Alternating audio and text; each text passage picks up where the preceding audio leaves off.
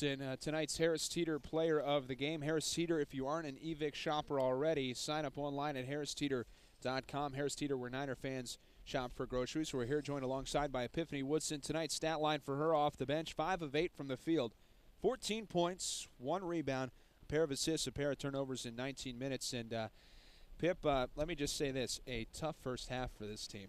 What was going on out there in the first 20 minutes? I didn't recognize this group. I think we just came out a little flat. I wouldn't say we weren't ready to play, but I just think we had to get our feet wet a little bit. But we talked about it at halftime, and everyone came together, and we just had a better second half. I mean, I think it happens, but we know that we can't do that against teams that we have coming up on the schedule. But we just started a little flat, but we got it together.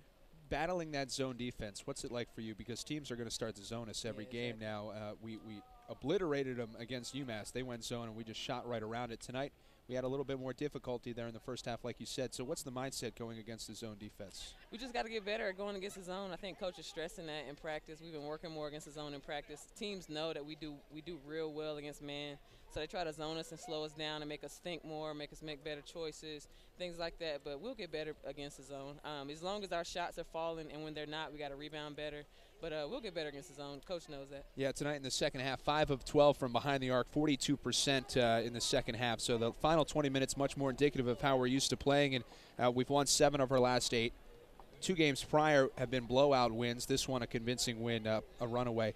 We're playing really good basketball right now. Talk about that and how this team is kind of gelling. Coach Ayo mentioned something about the chemistry in the pregame. Looks like we're all gelling pretty well. Our main goal, our only goal, well, our biggest goal right now is to make it to the NCAA tournament, period. So that's why we're playing the way we're playing, with urgency, knowing that we have a huge opportunity right in front of us right now. So we're just trying to play hard, win the games, win these games that we know we can win, and get to the tournament. That's our main goal. That's the only thing that we have our eyes on right now. I know it's just been a couple minutes after the game, but your thoughts about this Saturday's matchup against Dayton. It's one of the bigger ones in the conference.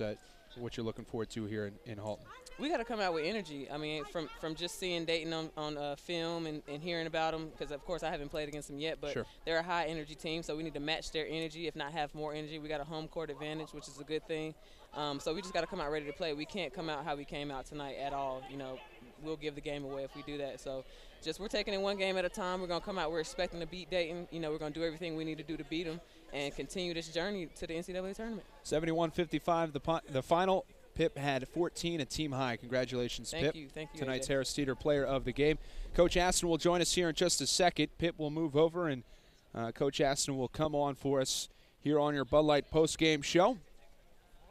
Again, the Niners shoot 46% in the second half when you compare it to their 9 of 31 shooting in the first half. Here's Coach Aston for tonight's American Standard Heating and Air Conditioning Coaches Talk, a new standard for living.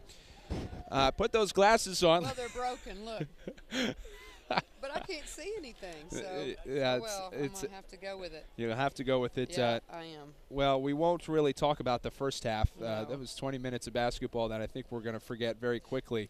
The second half, much more indicative. Once we started pressing them, it seemed like that kind of threw them off their rhythm a bit, and then we found the answer for that zone defense. We did, and, I thought that we would, be able to – I thought we would man up on them and be able to take care of business, but we weren't very energetic in the first half. So I think the press got our blood flowing and, just got us moving in a different capacity. And,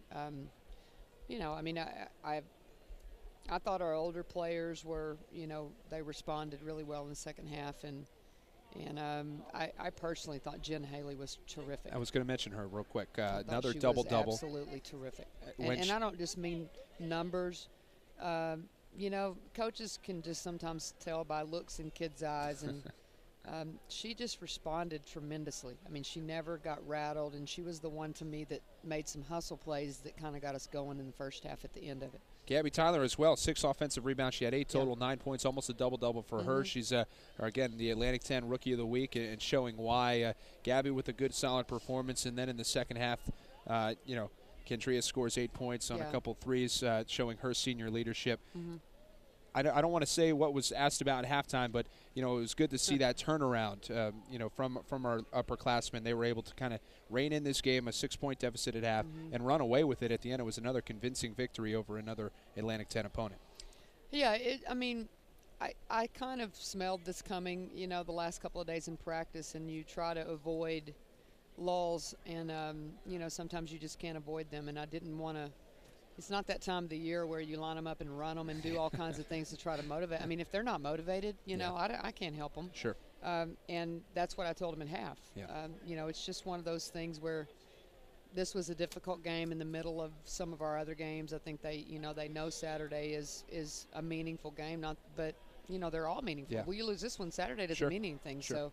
So, again, I thought we were mature in the second half. We handled things better, and it was a team effort. I thought Katie that shot she hit was big. Yeah. JJ gave us good Amanda minutes. Dow with a couple of rebounds. I just thought it was a very good team effort in the second half. 19 wins would be a solid season for any program. We have 19 wins right now, in position, as you mentioned, to make that NCAA tournament run. That is the ultimate goal for this team, isn't it? That is what everybody's striving for, and we hope to not let anything get in our way, right? No, we don't. We're on a mission, we hope, and it's out there for us. I mean, that's all you can hope for at this time of the year, is to have an opportunity to go and it not seem like you're playing for nothing, or you feeling like you've got to win the tournament to go. And we're not yet in that situation where we feel that way, and we control our own destiny at this point. So one game at a time. We'll get to Saturday and see what happens. That's and then a big we'll move one. on. Saturday night, 7 o'clock here inside Halton Arena, Niners and the Flyers. A big one. We're happy to have it at home. We need you out here in Halton Arena. Coach, thank you very much. Thank you, AJ. Great, convincing win over GW after a tough first 20 minutes. They come back in the second half and get a convincing 71-55 win over the Colonials. That's going to do it for us here on the Bud Light Postgame Show. We'll see you Saturday night, 7 o'clock, as the Niners take on the Dayton Flyers right here inside the friendly confines. See you then.